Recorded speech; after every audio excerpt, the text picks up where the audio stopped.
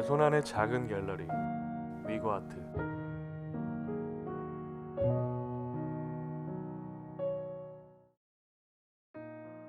아름답고 매혹적인 여성들, 하늘하늘한 드레스와 바람에 날리는 듯한 머리칼, 만화 카드캡터 체리 혹은 타로 카드의 그림체와 같은 이 그림은 체코의 예술가 알폰스 마리아 무아의 그림이다.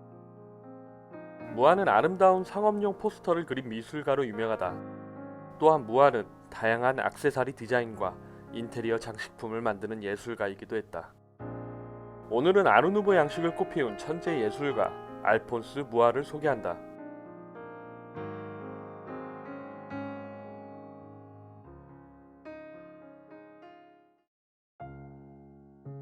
알폰스 무아는 1860년 7월 24일 체코슬라브 지역의 이반치체 마을에서 태어났다. 무아는 4살 무렵부터 집안 여기저기를 기어다니며 벽과 마루바닥에 그림을 그렸다. 그것을 지켜보던 어머니는 어린 무아의 목에 늘 연필을 걸어주었다. 그렇게 무아가 8살이 되던 해에 작품 같은 첫 그림을 남긴다. 이 그림이 그의 첫 작품 예수의 십자가이다. 어린 아이가 그렸다고 하기에는 굉장히 선이 분명하고 디테일하다. 우리는 이 그림을 보며 천재 화가의 탄생이라 생각하겠지만 당시에는 또래 아이들의 흔한 그림 수준으로 여겨졌다. 1878년 18세가 된 무아는 프라하 미술 아카데미에 입학 지원서를 낸다. 하지만 아카데미는 무아를 입학시키지 않았고 오히려 다른 일을 찾아보는 게 좋을 것이라고 충고를 했다. 그렇게 1년이 지난 1879년 19세의 무아는 헝가리 수도 비엔나에 위치한 무대미술 회사인 카우츠키 브리오시에 들어가 무대미술 견습생으로 일을 하게 된다. 예술의 중심지 비엔나에서 무아는 2년간 다양한 예술적 경험과 소양을 쌓아간다. 1881년 12월 링 극장에 화재가 났고 회사가 점점 경제적으로 어려워지자 무아는 자연스레 실직자가 되었다. 이후 무아는 체코의 국경지대에 위치한 미쿨로프 마을로 무작정 향했다. 자신의 운을 시험하듯 떠난 무아는 목적지에 도착하자 돈이 한 푼도 남지 않았다.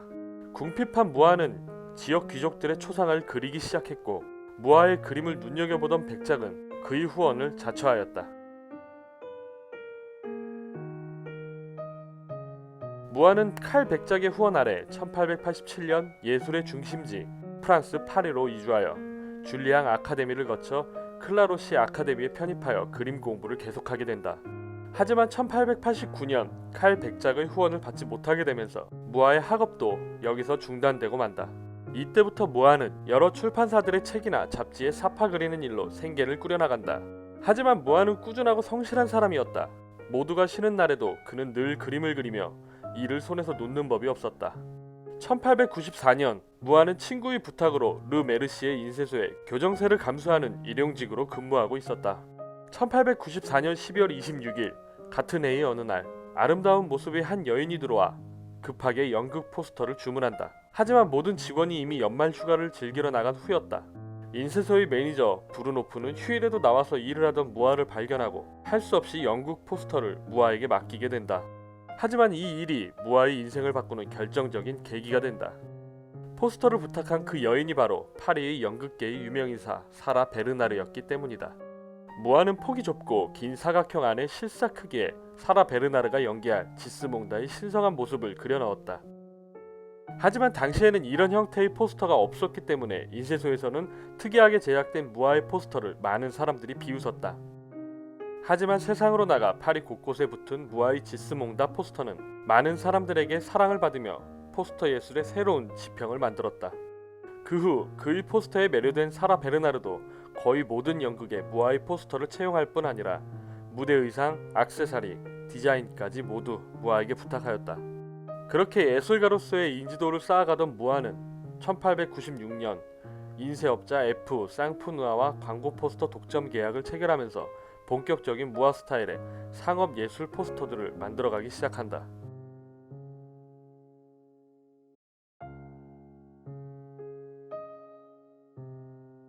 풍만하고 아름다운 여인이 한 손에 비스킷을 들고 있다. 이 그림은 비스킷 광고 포스터다. 자전거에 기대 머리를 휘날리는 아름다운 여인이 보인다.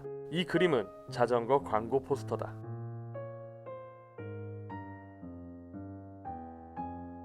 매혹적인 여성이 거품이 날리는 맥주잔을 들고 탁자에 기대어 있다.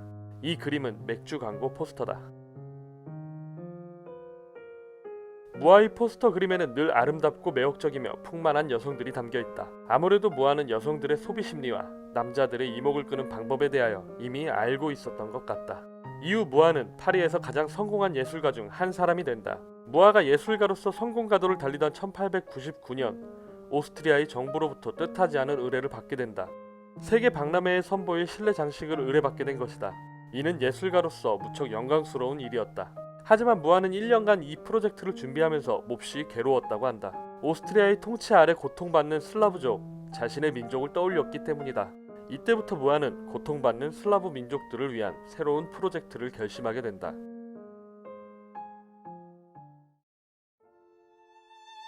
한 변의 길이가 4m에서 8m가 넘는 20장으로 이루어진 이 장대한 작품들이 바로 무아의 마지막 프로젝트 슬라브 서사시의 연작이다. 무아는 이 연작으로 슬라브 민족의 평화와 단합을 기원하였다. 그 후 무아의 조국은 체코슬로바키아라는 하나의 국가로 독립하게 된다.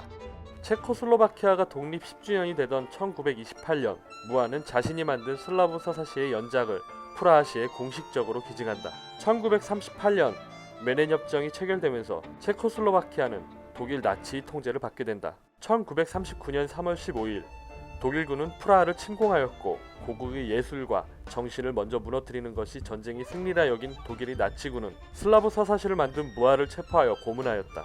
비록 신분 후에 무아는 집으로 보내졌지만 1939년 7월 14일 아카데는 정신과 폐렴으로 인하여 안타까운 생을 마감하게 된다. 이후 프라하의 공동묘지에서 진행된 무아의 장례식에는 독일의 집회금지 명령에도 불구하고 수많은 사람들이 모여들었다. 장례식에 참석한 화가이자 그래픽 디자이너 막스 스바빈스키는 무아의 죽음을 애도하며 장례 연설을 낭독했다. 가장 고귀한 장소, 슬라빈의 가장 성스러운 곳, 비세흐라드, 이곳의 체코와 프라하는 당신을 묻는다. 당신은 이곳에서 히라드차니와 성 비투스 성당을 보게 될 것이다. 어두운 가을에 구름이 당신의 머리 위를 지나고 겨울의 흰 눈이 슬라빈을 덮을 것이다. 그러나 곧 봄이 다시 올 것이고 체코 영토의 목초지와 숲은 온통 꽃으로 덮일 것이다. 영원한 평화 속에서 편히 쉬거라. 체코는 훌륭한 아들을 결코 잊지 않았으며 앞으로도 절대 잊지 않을 것이다.